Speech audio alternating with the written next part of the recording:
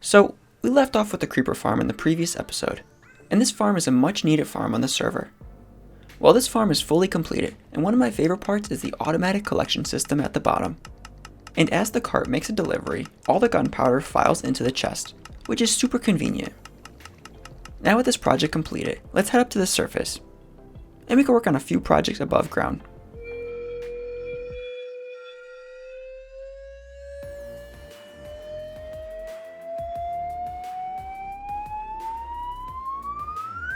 Now some of you may notice this half-finished building, and it's about time I put a roof on this part of the base. And this is a very simple roof, with nothing too skill-based, but again, this is just a starting building on the server.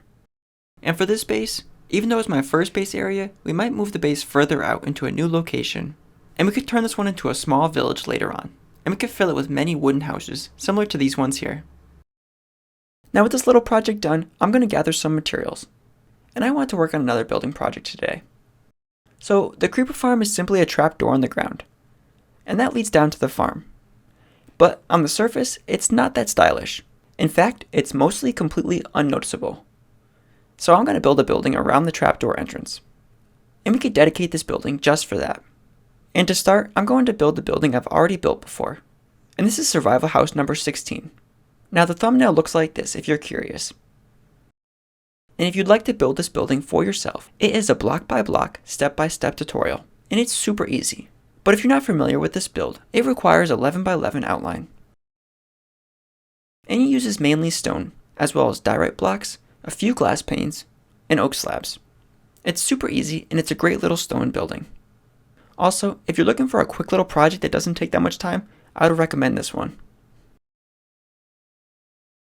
Now one thing I like to do when building a new house, I like to set up a little base camp, and this usually requires a crafting table, a shulker box which is usually filled with building supplies, a bed, and possibly even a furnace. And that way I don't have to make too many trips back and forth. Now for the stone building, we'll need to lay out the stone pillars, which I've almost completed here. Then I'm going to add an additional stone pillars in front of the center ones, and this will create an indentation for the doors. But as you can see, we built this little hut on top of a hill, so I'm constantly filling in the side hill with more dirt, and it's slowing the build progress down a little bit. But we definitely need a hill first. Also, while we're at it, I'll need to build out the walkway a little further on, as it's just a little too close to the building spot now. So I'm going to move it out a little bit further. And then from here, we can add in direct crossbeams. And these crossbeams will run along the bottom, as well as on the top. Then inside, we can replace the grass floor with oak planks, and this will help make it look a little bit more stylish. And the trapdoor that heads down to the creeper farm, that'll be part of the floor. But if you'd like a full tutorial on how to build this stone house properly, I have a full building tutorial on that, as I mentioned earlier.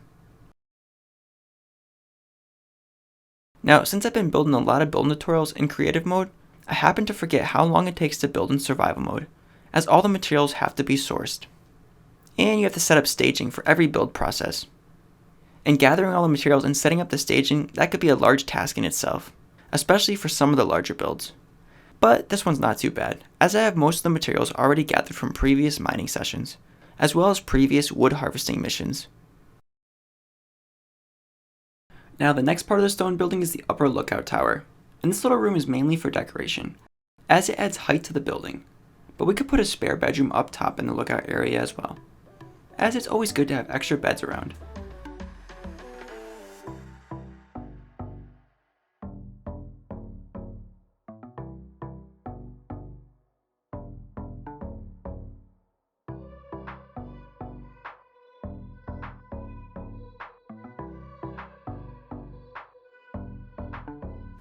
Now as we wrap this little building up, I'm going to add a flag on top. And one thing we want to know is we already have a flag in this base, so we should probably make sure the flags are going in the same direction.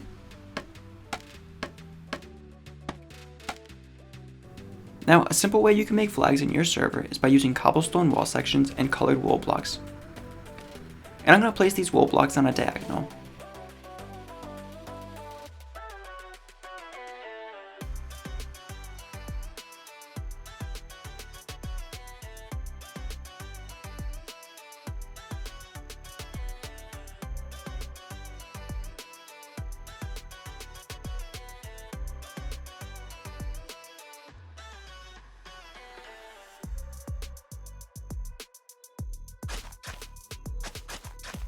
Now one thing I'm going to add to this building that I didn't do in the tutorial is add signs around the exterior of the building, and this will provide extra detail.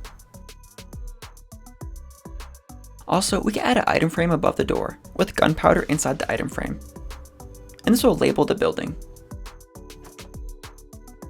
And in here we have access to the creeper farm down below. And I even put some chests in the corner for holding extra gunpowder. Then up top in the lookout tower, we have a little bedroom.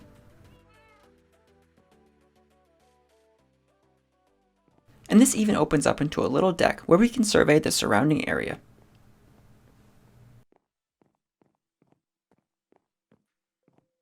Then, for another project I would like to tackle today would be building a retaining wall around the sugarcane farm. And to do this, we'll need to excavate a little section of dirt behind the building.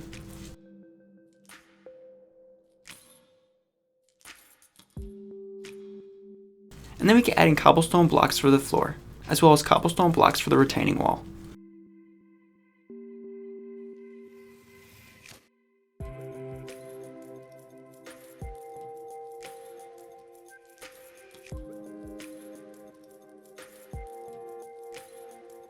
Now, as we make our way around the back of the wall, we can add in a staircase at the center, and this will lead up to the hill in the back.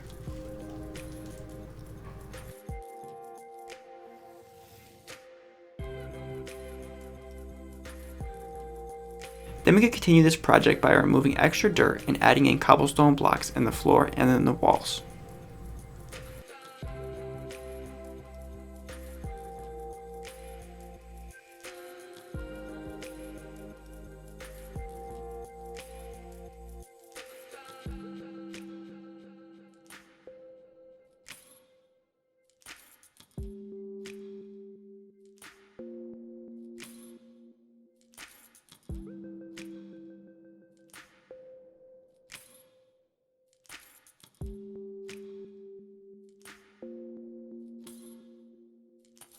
Then we can add another staircase over here at this side, as it's always good to have multiple access points around the building.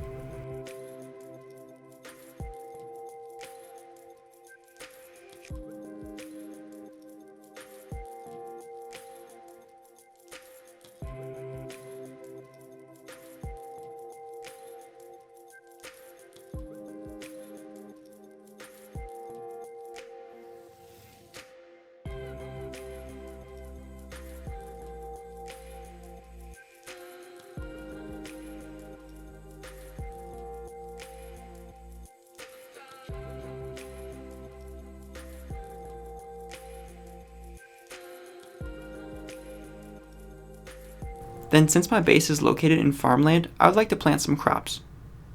And I think a couple large wheat fields would look good. And we could plant that behind the horse training area. But the single problem we have with planting a large wheat field is the large ravine we have going down the middle.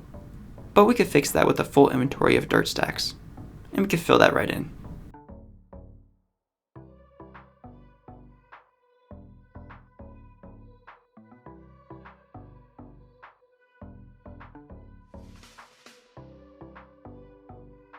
Now, you may have noticed this project over here, and this is one of Bombo's projects. And this will hold all the villagers, and we'll be able to make trades with them, and they'll be able to do all their professions in this building. Now, Bombo will most likely explain this next building project in his next video, and you can check out his channel if you would like.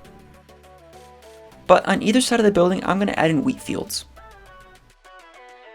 Now, we won't need this much wheat, and it's really not that important. But these wheat stacks serve more as an aesthetic look, rather than the harvesting value.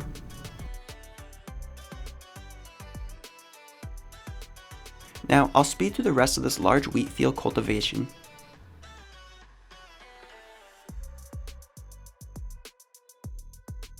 Then we can shovel out some pathways, and this will connect all the footpaths throughout my base.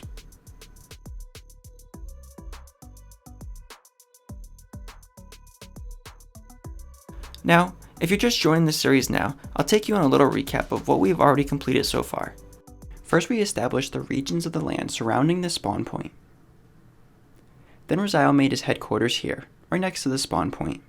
Then I made my base up the hill, in the flat farm area, and Bombo made his base over at the right, over on top of the hill.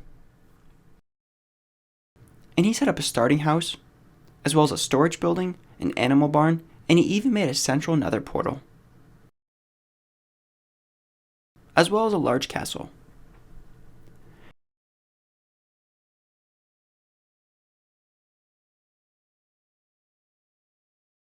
Then over to the right, Bombo made his base up the hill on the other side of Raziel's base. And in here he created a large central building, and this building holds all of his materials and tools. And it even includes an AFK fishing farm.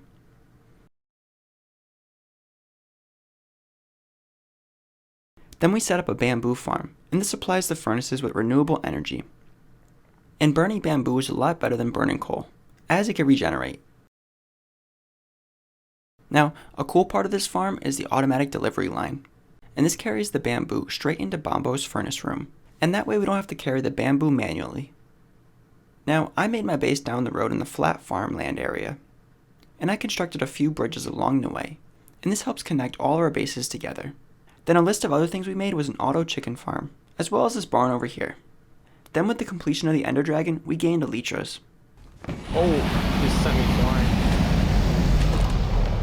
Hey! Destroy. XP. Gobble, gobble. Level 1 to Oh. 50. And this was a big improvement. But with Elytras, we need fireworks, so our sugarcane farm was a must. Then once we turn most of this sugarcane into paper, we'll need gunpowder to make the fireworks.